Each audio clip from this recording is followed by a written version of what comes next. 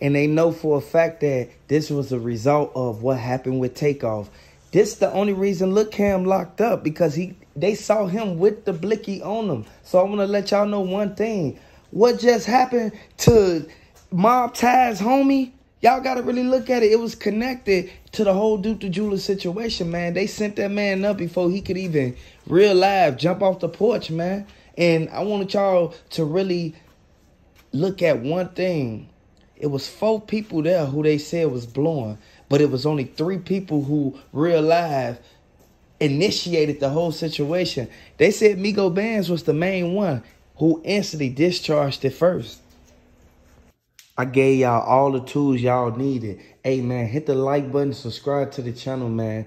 Hey, J Prince Jr. just gave a speech on the whole Takeoff situation. He explained what happened. Hey, man, he was so emotional, man. And this just goes to show, like, it could be anybody. And J Prince Jr., he not too happy or too fond of the heat that's coming down on Houston. He didn't want to mess up his daddy legacy.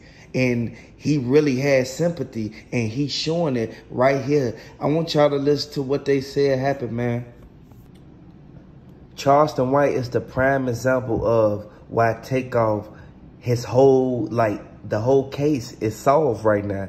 For the simple fact of one thing, Charleston White spoke out and said that Quavo was the main one who could have protected him, but he checked in and didn't check out. Am I right or am I wrong? Y'all let me know in the comment section. Hey, I want to let y'all know one thing. J Prince Jr. was just questioned by the feds backstage.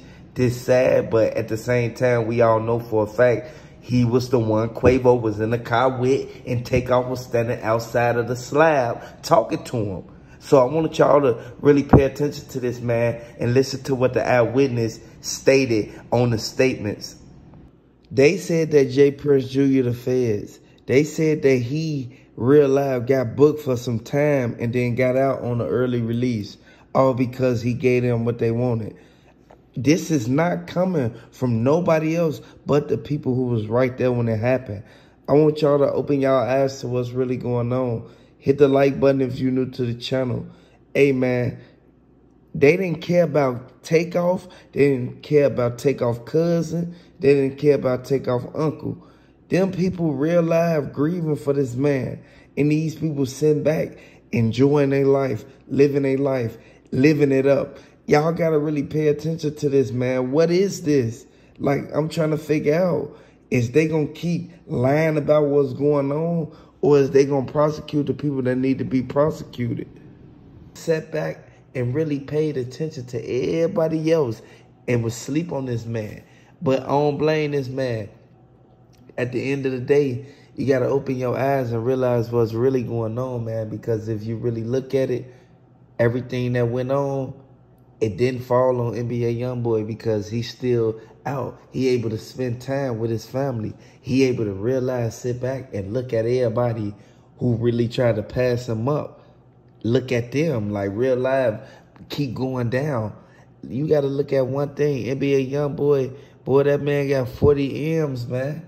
Y'all got to look at that, man. And by his brother even saying anything, man, his brother spoke out and said that they only hating on him, and Bobby Smurda only speaking up for Roddy Rebel because Roddy Rebel make more money than Bobby Smurda. Hey, I want you to look at what's really going on, y'all.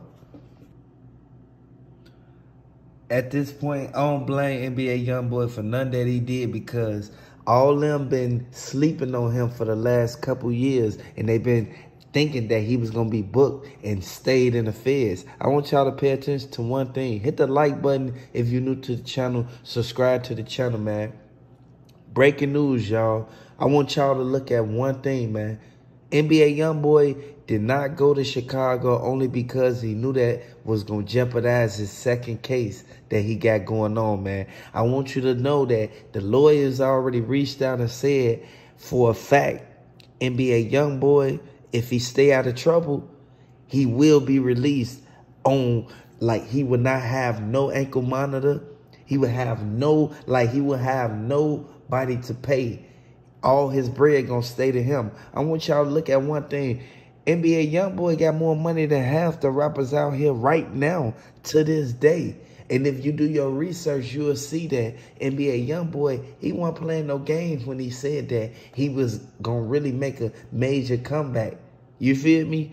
People, you should have already knew what this was going to lead to. Now, it's a whole beef between New York and Louisiana. I want y'all to look at this, man, because NBA YoungBoy, he's sitting back like, I got more money than Bobby Shmurda.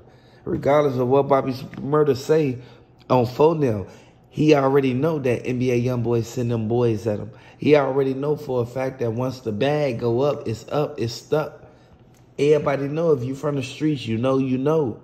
People sit back and look at it and take this lightly. Y'all got to really pay attention to this, man, because if somebody gets sent up behind this, it's going to be a sad situation, man. And y'all heard what happened to NBA YoungBoy homie, man.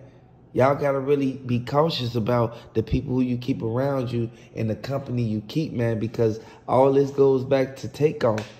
This sad, man. Everything that we all sat back and looked at, man, we sat back and said, like, hold on. Would this affect everything that NBA YoungBoy got going on? Yes, it would, because at the end of the day, we know NBA YoungBoy is fighting too many cases. I just hope that when they do knock on their door, and when I say they, I mean the feds, when they do knock on J Prince and the whole MobTies, bust all the traps down, everything, they gonna be mad because they didn't think that it was gonna catch up to them. Y'all gotta understand, it's gonna take at least 3 to 4 years before they even run up on them and even investigate half the stuff like that's coming out, because they got to look through all the videos. They got to look through all the, like, the footage. And y'all got to really pay attention. The people that worked there, they wasn't involved in it. So that goes to show, they gonna be quick to give it up. Like, at the end of the day, we know this, man. If everybody keeps sending people up, man, and y'all keep on running out here reckless with these toolies and blickies, man, who else gonna be left? It ain't gonna be nobody else to send up or even to set up. And from what I mean by set up, again, this not pointing the fingers at nobody. This not, like, I'm not placing the blame on nobody. I'm not picking sides, none of that. RP Takeoff, man. RP to the people who was lost on the Migos side. You feel me? At the end of the day, we know for a fact that the people sent back looking like, we just want justice. We just want justice for Takeoff at the end of the day. We know for a fact that Takeoff brother, he went off on J Prince Jr., man. And J Prince did. He instantly came out like, hold on. You got to be calm, man. You got to be smooth, man, because we ain't set your brother up. And everybody know for a fact that the Migos, they well connected. They tied to a lot of people, just like J Prince.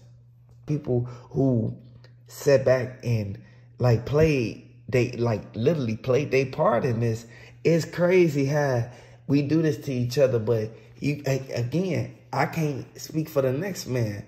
All I can do is sit there and let people know that Takeoff, if he would have never been at that bowling alley, he would have never got sent up. This would have never happened.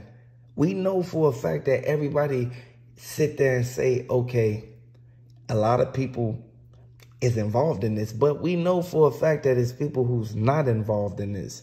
And the people who's not involved in this is the people who sat there and should have came with him, man, and protected him, man. Like, at the end of the day, man, don't let that go over your head. Like, sit there and pay attention to what's going on, man. He should have had bodyguards with him. It was no way you let some street guys, like, real live, have your back. How could you trust somebody and you just saw what happened to Duke the Jeweler? Duke the Jeweler, people sat there and said, like, man, here go another one. I just want to first off start by saying, I want to send my condolences out to Takeoff. I want to send my condolences out to Migo. I want to send my condolences out to his whole family. I want y'all to really look at this, man. Take notes. If you really pay attention to one thing, man, the only reason why Offset even pulled up with for them goons from Atlanta. He pulled up to J. Prince Jr. and them function, man. He pulled up to their concert, y'all. They whole concert got canceled, man. I want y'all to really look at this, man. Take notes on this, man. Y'all got to open y'all eyes to what's really going on, because if we really look at it, man, Takeoff was one of the ones who real life kept the whole Migos together the whole time until they broke up. I want y'all to really look at one thing. J. Prince Jr., he in hot water right now for one reason, for what happened to Takeoff, man. They said that he put like 50 of them things on top of it. You hear me? Like, I want y'all to look at that, man. And he got the back end from it, man. That's why you ain't heard from him. Charleston White said that Lil Cam, he not the fall guy. Charleston White said that the fall guy is Migo Bands, because Migo Bands was the one blowing. And that's who they coming out there looking for. And I want y'all to really look at the fact that nobody from Atlanta finna just ride to Houston for no reason. They riding out there for one reason, and one reason to be exact is because the people who was at that bowling alley knew what happened and knew for a fact they could have real life avoided the whole situation, but they didn't. So this goes to show that everybody who want to sit out there and stick their neck out there and be this and be that, man, you gotta be ready for what come behind this, man.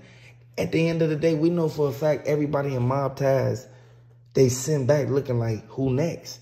Like, y'all got to really look at this, man. And there was a lot of... They said people was running out the side, man.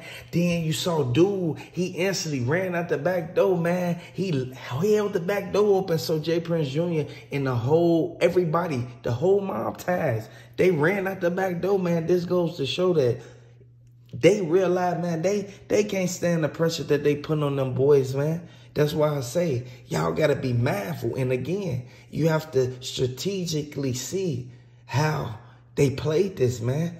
They played their role in this, man. They instantly run up on stage. He instantly snatched the mic from him. Finesse 2 times, try to run up on Migo Band. Migo Band's instantly like, he ain't going this time. Like, at the end of the day, we know for a fact everybody that played a role in this, everything that happened with Takeoff. And again, like I said, Takeoff was a person who kept the group together. And I know Quavo sent back like, man, why would they even try to even run off the stage? You feel me?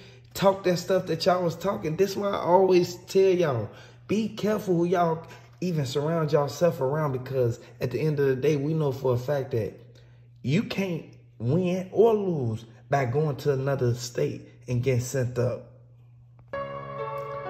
It's so crazy because Samantha said that Takeoff was the main one who real life set that and tried to avoid the situation.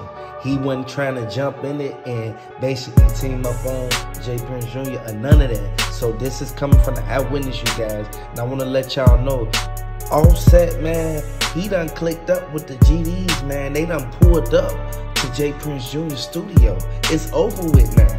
I want y'all to pay attention to what's going on, because the fingerprints was found on Migo Band's strap. Get away from him. Y'all gotta understand this, man.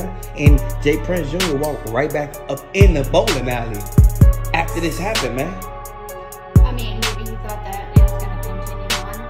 Maybe he thought that there was more intended. They wanted to leave the scene before the people pulled up. Right. Y'all know when you leave a scene after something just happened, you're a potential witness. You're a potential suspect. And from what the lady said who was right there, she said that J. Prince Jr. and them hopped in the black Sprinter van. You feel me? Yeah. They didn't hop in the other cars that was trailing them on their way over there, man. Right, but those ones are the safe ones. You know what I mean? Those are intended to be able to move fast, and I think they're made with a special material too to protect against anything that might be coming at it. Like, I think it's a level 2 or level 3. Plated. That's what I think. Yeah, because the windows on J. Prince Jr. truck, it like you can't even, like, if you grab a spark plug, it wouldn't even like bust the window out. Like, I want y'all to really take heed to this, man, and look at what's really going on, because it's people sitting back like, Why would J. Prince Jr. and them even like get mad because the video circulated? The video circulated for one reason. Because if the video never circulated, nobody would have known that J. Prince Jr. walked off like that and left that man right there. There's gonna be a lot of videos that come up because you figure there's at least 40-ish people they say around, and then all the cameras from the businesses. Yeah, but you gotta understand, the billers and bowler, that whole place, they got security cameras surrounded it. Right, but they got them all day long, so all night long, as they were coming and going, they got cuts of everybody. Like a clear cut, not a panic cut like they would at the end. And then one thing that they kept saying in the news, they said that why would they even keep bringing up a dice game, but the argument was about a basketball game? I think I heard that it was a dice game, and then they were challenging. They did a one-on-one after the dice game, and Quavo won. And dude got mad because Quavo won after the dice game. So people not sitting there looking like they was at the Billiards and Bowling. It's a whole arcade with the basketball. Like, you gotta understand, they thought that they can beat Quavo in the basketball all because of one thing. Because they thought that because he was drunk off the lean. So you know along the way, even if you thought that they were going to be there, you can even confirm if people actually put themselves in that place while they're there. Checking in for goofies. Yeah. At the end of the day, because you can get sent up just by checking in. Them people you don't know, man. You only know the people you checking in to. You don't know the people who they got in the background as their security. Who thirsty. They ain't got no money. You go live on location, you just don't know who's watching you. Real live, and they said that in Cam5th car, where they found one of the diamonds off Takeoff chain, man. And y'all gotta really pay attention to that, man, because if you find a diamond in the car, the diamond worth, it was a baguette.